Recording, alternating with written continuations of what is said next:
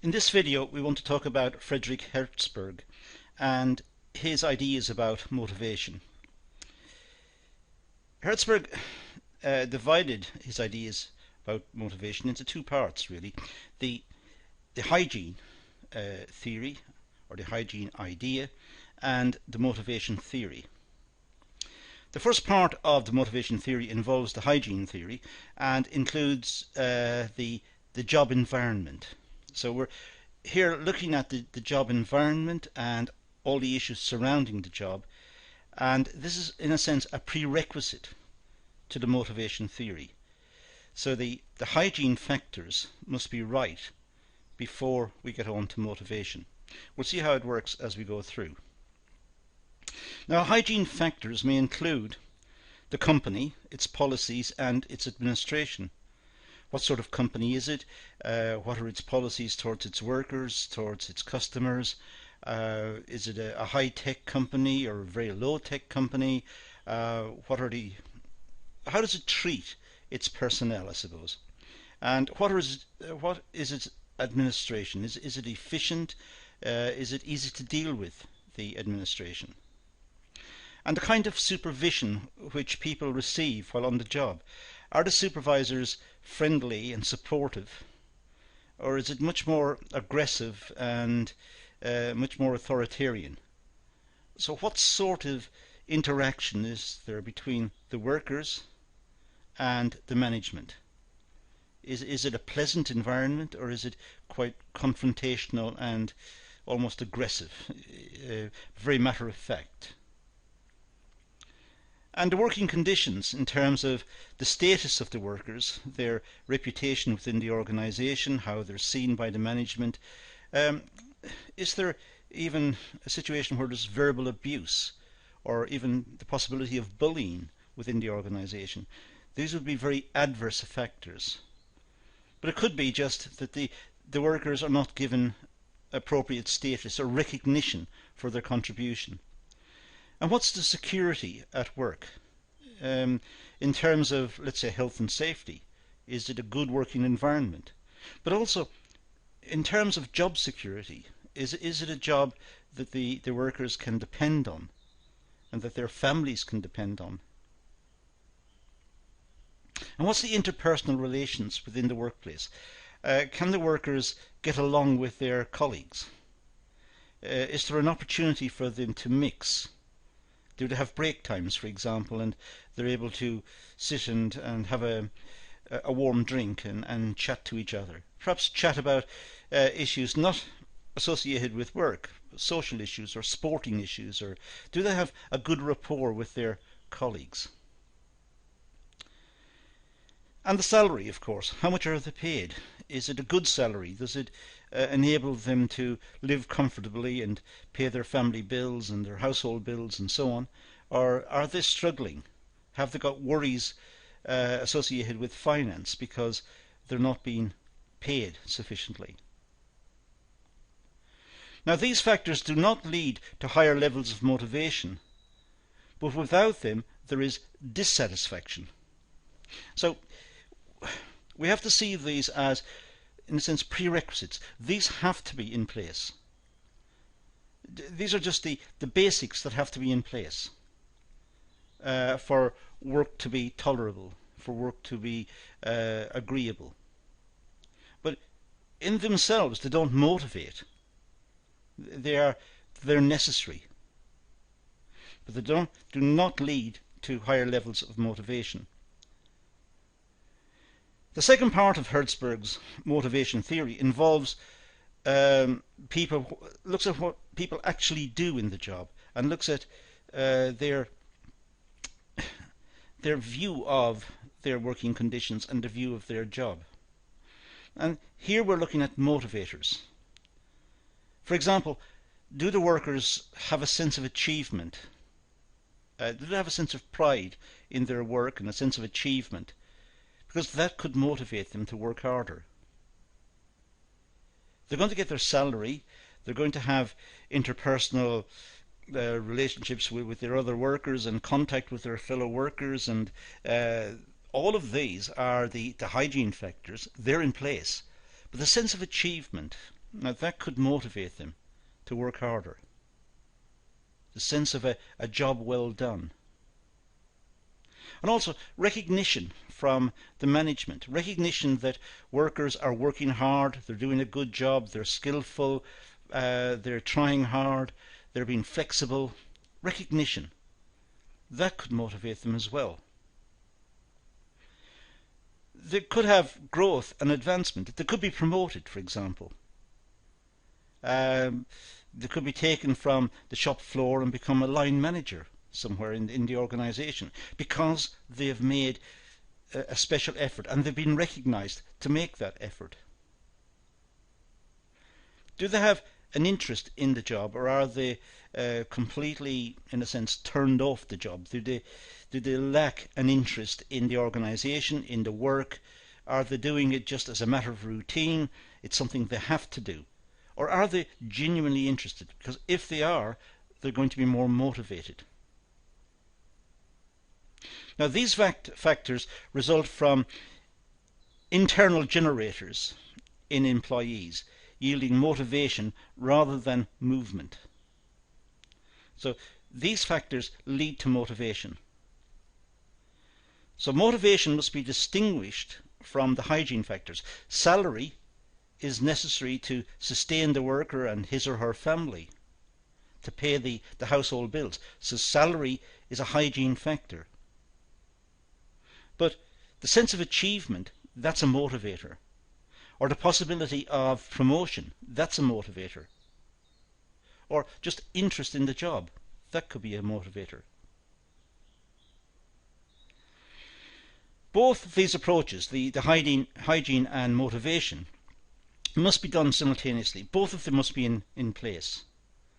If salaries are very low and workers are struggling to survive, they have an incentive to move, leave the organisation, try and find a better job. So the hygiene factor must be in place. And then on top of that, we have the motivators. Treat workers well so that they have a minimum of dissatisfaction. So minimize dissatisfaction by having a good set of hygiene factors. The workers are able to mix with their colleagues, they feel secure within their workplace, they have a good salary. So these are necessary, and there's very little dissatisfaction as a consequence if these are in place. If the hygiene factors are good, the workers will have little dissatisfaction, but they may not be motivated. Motivation comes from the extra factors. Enable workers to get achievement, recognition for achievement, interest and responsibility, and they can grow and advance in their work. These are the motivators. These, in a sense, sit on top of the hygiene factors. So hygiene and motivation factors can be listed as follows. First of all, let's look at the hygiene. This is like a summary of what we've just been saying. So we have company policies and administration. They must be right. The company must treat the workers well and have good and fair working practices. Perhaps the hours of work should be reasonable, times of work should be reasonable, and the organisation should have a caring attitude towards its workforce. There should be good supervision, a good rapport between the managers and the workers.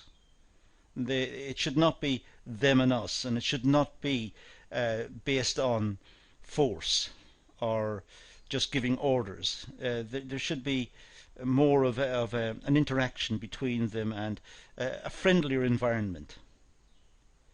Working conditions and interpersonal relations should be right. It should be a pleasant working condition, absent from, say, pollution or loud noises, and they should be able to mix with their colleagues during break times, and there should be break times to break up the day. And the salary status and security should be right.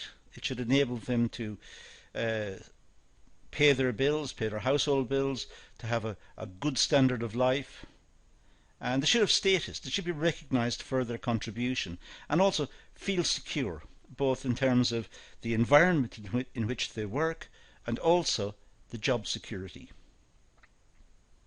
And the motivators, well, these are the achievement and recognition for achievement. This is what drives the workers. They feel that they've achieved something. They feel inside, they feel an inward sense of satisfaction. They have achieved some objective, and they feel good about it. And not only do they feel it themselves, but others recognize it as well and tell them. So they're congratulated for their efforts. And that's a motivator. And they're also interested in the task. There could be responsibility for enlarged tasks. They could get promoted and be asked to take on extra responsibility. This they feel then as part of their career is advancing. They feel as a part of their development. They feel that they are being recognized and they're doing well in life. And there's the growth and advancement to higher level tasks. They could become a manager eventually. These are all motivators. Now, the work has an effect on individuals' motivation. It will provide at least sufficient for his or her basic needs, and often much more. So they must be able to earn a salary which at least provides the minimum, but ideally should provide a lot more. For example, some time back in, say, the United Kingdom, food and shelter were a person's basic needs, but now we have a need for cars and foreign holidays and electronics in the home, and as well as food and shelter. So our basic needs have, in a sense, increased. And workers now expect to have a salary which enables them to achieve these purchases and this way of life. It may or may not provide adequate security. Again, most individuals seek a secure job, and others, including some men on, say, oil rigs, who seek higher pay for a limited period with limited security. So some people like very high pay, but they know there's a risk. They're going to lose the job eventually. But they like the idea of working hard for a certain number of years at very high pay and then being able to retire early. Others might want a less strenuous life in the short run, but are able to work for a long period. It provides an individual with an identity. The job should do that.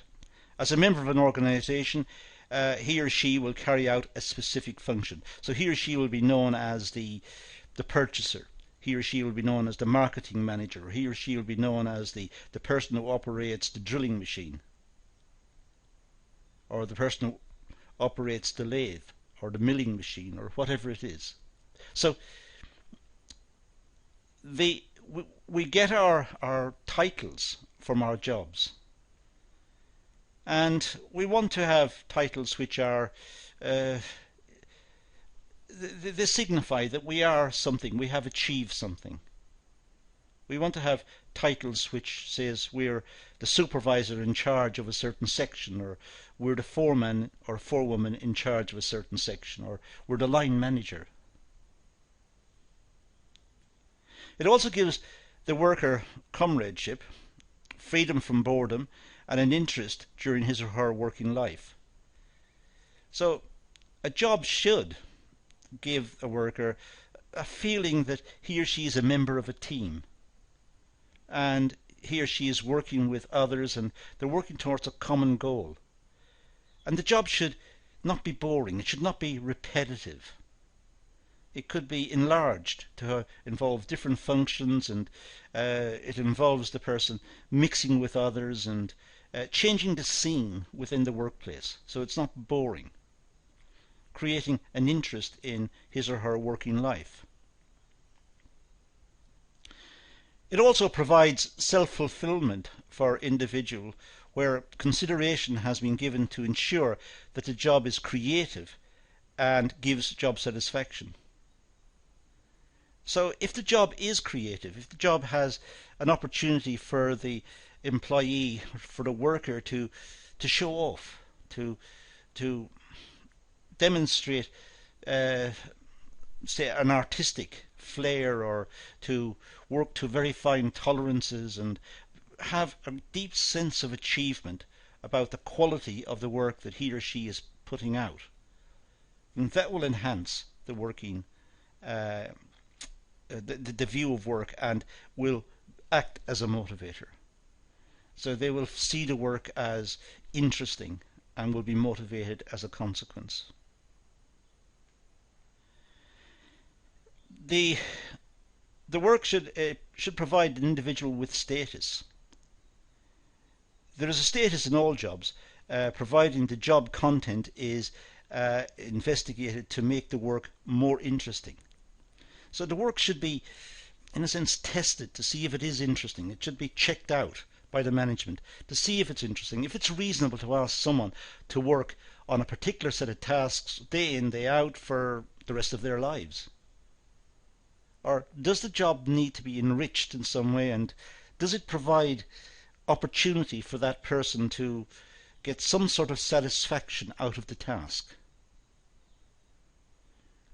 So what we have with the Herzberg theory is this idea of hygiene factors which must be met.